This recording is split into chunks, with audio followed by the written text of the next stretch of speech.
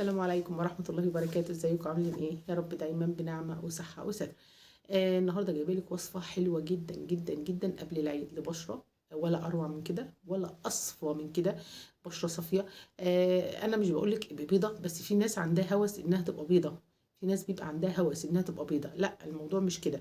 انا بقول لك ارجعي بشرتك تبقى صافية زي ما كنت طفلة، ما فيهاش اثار تصبغات، ما فيهاش اثار حبوب، ما فيهاش اي حاجة، ما فيهاش دنبة، ما فيهاش مثلا اللي هي الثقوب دي، يعني المسام الواسعه، لا هو ده بس. انما مفيش يا جماعه الابيض ده، ان انا يبقى التون بتاع بشرتي خمري او اسمر وان انا احولها الابيض ده، ما بيبقاش احسن حاجه.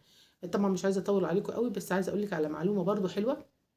ان الناس اللي بتقولي طب ما تستخدمي، استخدم ايه؟ انا حابه نفسي كده، بس انا بناء على طلبات بناتي اللي عايزه مثلا. ممكن ناس بتبقى بيضه ويحصل لها مثلا تصبغات او فرق حجاب من المدرسه او من الكليه او هي دي اللي احنا بنتكلم عليه. انما انا عاجبني نفسي جدا، لا هصبغ شعراتي البيض ولا هعمل مبيضات. الحمد لله انا زي الفل وعاجبه نفسي. لو فكرت اعمل تغطيه للشعر الابيض طبعا هعملها معاكم وهقول لكم الوصفه الفظيعه ان شاء الله نعملها قبل العيد.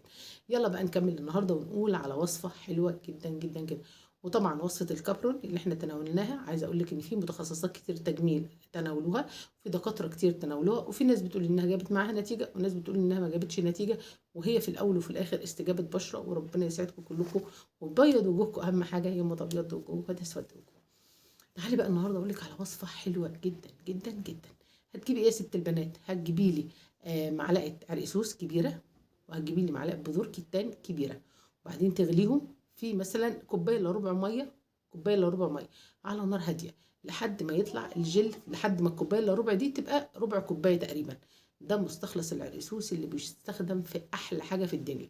هتاخدي لي من مستخلص العرقسوس ده اللي هو مع جل بذور الكتان معلقتين ولا حاجه. وبعدين تحطي، تاخدي الجل ده تصفيه كويس جدا جدا، وتحطي لي عليه 3 معالق ريتش بنسلول. وبعدين تحطي ايه بقى يا ست البنات؟ مش شرط الريتش بنسلول، ممكن يبقى بيبانسين، ممكن يبقى اي حاجه عندك، كريمك المرطب.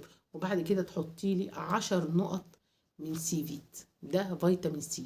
عايزه اقول لك بصي بقى، بياض، نضاره، تخلص من الخطوط التعبيريه، حاجه كده قمر. السيفيت ده لوحده احنا بنستخدمه في البق كده، يعني بفيتامين سي بتستخدميه ليكي ولاولادك وامن، وبصي زي الفل.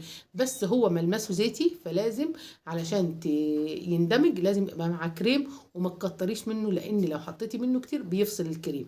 يبقى معلقتين 3 من جل بذور الكتان مع العرقسوس، وتضربيهم كويس جدا كده بالمضرب السلك. وبعدين تحط عليهم لكل معلقه جل معلقه كريم بيبانسين او بانسينول او ريتش بانسينول حسب ما انت عايزه. وبعد كده تحطي لكل معلقه من الخليط اللي احنا خدناه ده، يبقى معلقه الجل مع معلقه الكريم، يبقى دي معلقتين. لكل معلقتين من الخليط ده 4 نقط من سيفيد، والنتيجه هتبهرك.